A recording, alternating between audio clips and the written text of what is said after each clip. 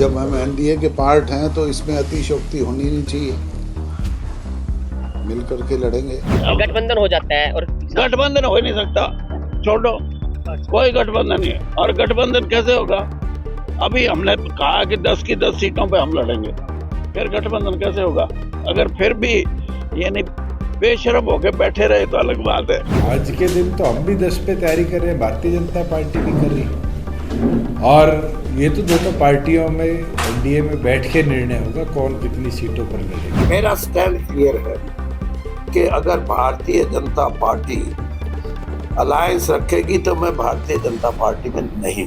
लोकसभा के चुनावी शोर के बीच हरियाणा में भाजपा जसपा गठबंधन के भविष्य पर फैसले का वक्त आ चुका है। प्रदेश की 2.5 करोड़ जनता टकटकी लगाकर देख रही है कि गठबंधन का क्या होगा, क्योंकि फैसला गठबंधन के पक्ष में आए या फिर गठबंधन के खिलाफ। टूट तो निश्चित है। जी हाँ, ऐसा इसलिए क्योंकि लोकसभा चुनावों में अगर भाजपा ने जसपा के साथ गठबंधन किया तो भाजपा के दिग्गज नेता और पूर्व केंद्रीय मंत्री चौधरी बीरेंद्र सिंह और उनका पूरा कुनबा भाजपा को अलविदा कह देगा। और ये बात डंके की चोट पर कही भी जा चुकी है और आए दिन दोहराई भी जाती है। उधर भाजपा के नेता भी सभी 10 सीटों पर चुनाव लड़ने का दम भरते हुए हाईकमान को गठबंधन तोड़ने का संकेत भी दे रहे हैं। मगर जसपा नेताओं को अब भी उम्मीद है कि लोकसभा चुनाव में वो भाजपा गठबंधन के साथ ही मैदान में उतरेंगे, क्योंकि जसपा के साथ अपनी पार्टी को एनडीए का घटक दल मानते हैं। सर, एक कंफ्यूजन होती है कि जेजेपी और बीजेपी गठबंधन में लड़ेगी या नहीं, क्योंकि दावे दोनों 10-10 सीटों। जब हम एनडीए के पार्ट हैं तो इसमें अतिशयोक्ति होनी नहीं चाहिए, मिलकर के लड़ेंगे।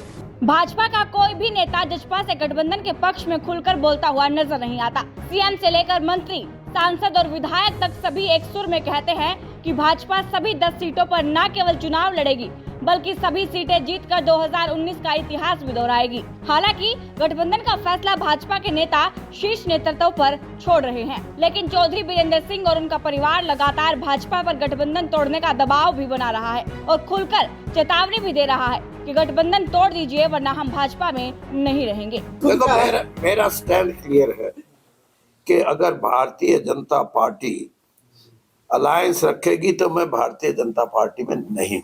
तो अभी तो आपने ये भी कहा कि गठबंधन टूटेगा, 100% टूटेगा। मैं कह रहा हूँ, फिर मैं इनकार थोड़ा कर रहा हूँ। तो जाने की बात नहीं, आप ये तब पूछना जब टूट जाए।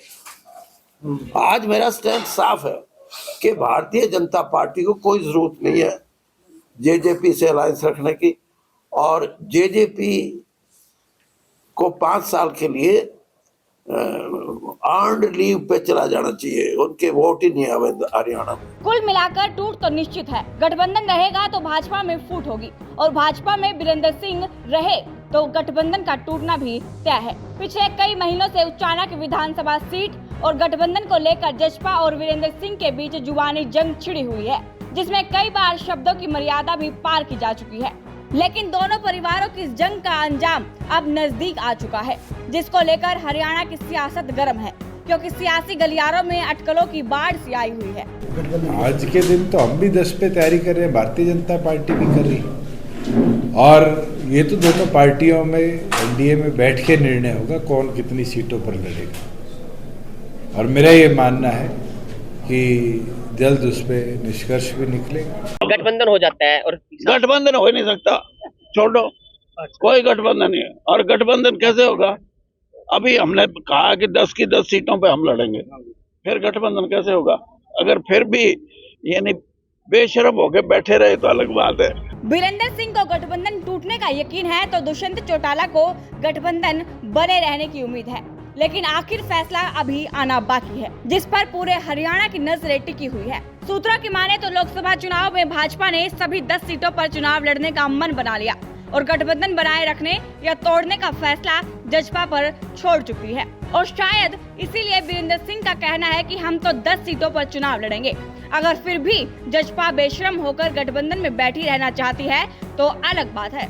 बहरहाल भाजपा जसपा गठबंधन को लेकर आपकी क्या राय है, कमेंट करके जरूर बताइएगा। Bureau report, Punjab Kesari TV. हमसे जुड़े रहने के लिए हमारे YouTube चैनल को सब्सक्राइब करें और नई वीडियो की नोटिफिकेशन के लिए बेल आइकॉन को दबाएं। अगर आप ये वीडियो Facebook पर देख रहे हैं तो लाइक जरूर करें और ज्यादा से ज्यादा शेयर करें। धन्यवाद।